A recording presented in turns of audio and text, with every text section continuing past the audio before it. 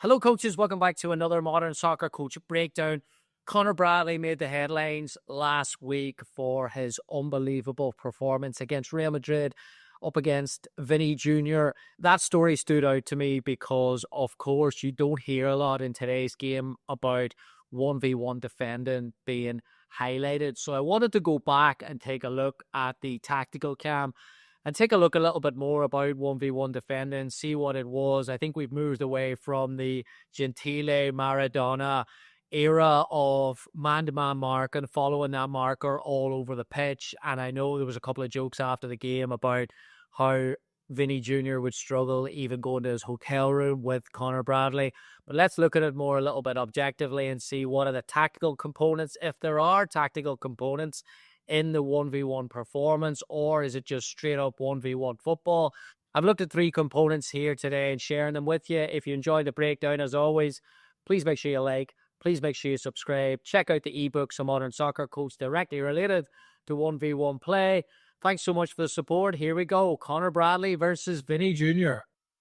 So one of the most interesting things I saw on the tactical cam was the detail around the positioning. And when you think of 1v1 dominance, you think of basically man marking Vinny Jr., but that wasn't the case at all. Conor Bradley had to strike the balance between defending inside, keeping that compactness, as you can see here, and when to come out and play 1v1 aggressively. So there are a couple of interesting dynamics in that. Of course, defending inside out, keeping that compactness, keeping those distances between your centre-backs is important, but when Mbappe was playing on the weak side centre-back, which is matching up with Van Dijk, then Bradley was given a little bit more freedom to get closer to Vinny Jr.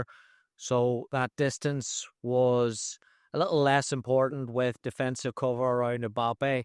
And then another variable that changed was whenever Mbappe dropped short, dropped off the line, the two centre-backs were free, more free.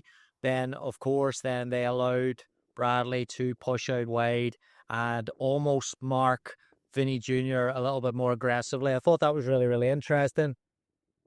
Of course, being a fullback in today's game, you're going to be facing 2v1s, and Madrid were no different, overloading that side from time to time. Bradley did not go with Vinny Jr. He passed the runner on at this time. He always prioritised the runner, kept the shape before engaging in that 1v1 battle. Another variable that I thought, an aspect that I thought was really interesting, was the aspect of timing. And timing goes into the aggression. Of course, Conor Bradley is an aggressive defender. So when can he be aggressive in those moments? When can he be most aggressive? I thought there was clear indicators in the game, watching it tactically. Again, if the centre-backs weren't engaged with a marker on that strong side or they were free, Bradley could step in, look to pressure that pass, step in, time it. He does that really, really well naturally. If he is in a position where he is stepped and Madrid progress the ball, again, centre-back comes over and Bradley gets cover in that area. But a couple of things that were really, really interesting, of course, second half especially, he reads the passes really, really well. In a picture like this, when the ball's played to Vinny Jr., he can step out and he can get there really fast. But second of all, when Liverpool are attacking and they lose it and it's a transitional moment, he also reads this. He's really aggressive in these moments. And this is where Madrid were pinned in a little bit. They tried to play Vinny Jr. He was pressured. He went out for a throw-in and Liverpool progressed the ball, got a free kick and scored the winning goal. So details like that mattered, especially at the highest level, where the margins are so small. Before we look at the third component, if you're interested in 1v1 exercises, if you're looking at using 1v1 with decisions around it, please check out our new ebook, Modern Soccer Coach. High tempo 1v1, 2v2 exercises available now. It's an ebook, you get it right away. 30 exercises, brilliant book to incorporate some of these principles that we're talking about here. And then the last part of Conor Bradley's 1v1 game that I think is really, really interesting is the 1v1 strategy that he used. Strategy is a big, big part because 1v1 is not just about winning the ball. You're having some opposition analysis. You're looking at your opponent and you're choosing to give something up and you're choosing to be aggressive in other areas. Bradley cut the line off a lot of times. I saw this really early and thought it was interesting. Why does he overcompensate his footwork on the line? And is he giving up something in this picture? Of course he is, but I think more importantly, how the team component goes alongside it is that Liverpool then get numbers around, almost creating this box, these 4 players, 1v4 for Vinny Júnior to break out.